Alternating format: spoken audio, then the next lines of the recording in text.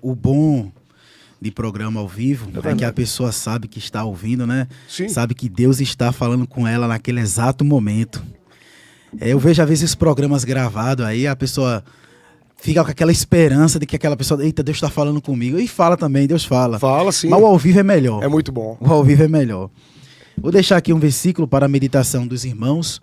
É uma palavra digna de toda aceitação, que é a mensagem do Evangelho. É verdade, Roberto. Não importa qual é o momento que esteja, seja podcast, culto, Santa Ceia, a Bíblia diz que o Evangelho é a palavra digna de toda aceitação. O apóstolo Paulo diz, né? Então, João 3,16. João 3,16 diz assim: porque Deus amou o mundo de tal maneira que ele deu seu Filho unigênito para que todo aquele que nele crer não pereça, mas tenha a vida eterna. João 3,16 é considerado o texto áureo da Bíblia. Sim. Nós podemos observar que a comparação que João nos deu aqui foi de tal maneira, ele poderia dizer: Deus amou o mundo assim como o pai ama o seu filho. Deus amou o mundo como uma mãe ama o seu filho, ou algo do tipo. Mas foi de tal maneira que deu seu Filho unigênito. Qual era o cenário? Era um cenário que ali que nós estávamos centrados, que era um cenário de trevas. Deus chegou num cenário de trevas, um cenário improvável em nossas vidas. Nós podemos observar, porque Deus amou o mundo, um mundo em trevas, rejeitando a Deus, recebeu o amor em vez de juízo.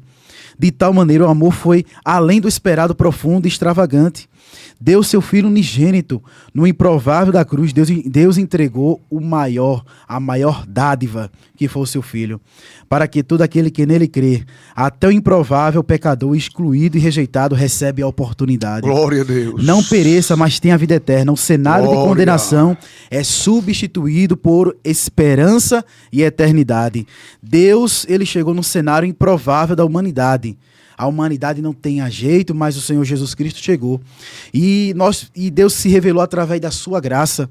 E a graça de Deus tem um poder de fazer homens pecadores semelhantes a Cristo.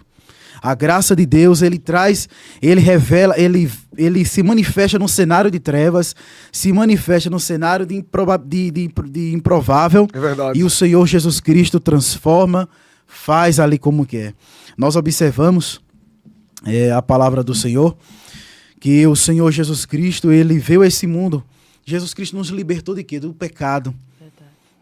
Nós vimos no Antigo Testamento que a inocência do animal passava para o sacerdote e a culpa do sacerdote passava para o animal. Jesus Cristo, quando foi na cruz do Calvário, a inocência de Cristo passou para nós e a nossa culpa passou para ele. Sim. Porque lá em Provérbios 17:15 diz que Deus, ele abomina aquele que justifica o ímpio.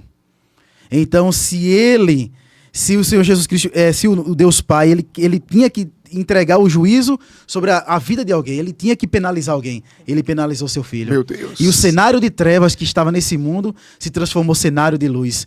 Então, quando o pecado que foi lançado em Cristo e a inocência de Cristo foi passado para nós, o Deus Pai nos vê como se nós não tivéssemos pecado. E Jesus Cristo se tornou pecador? Não.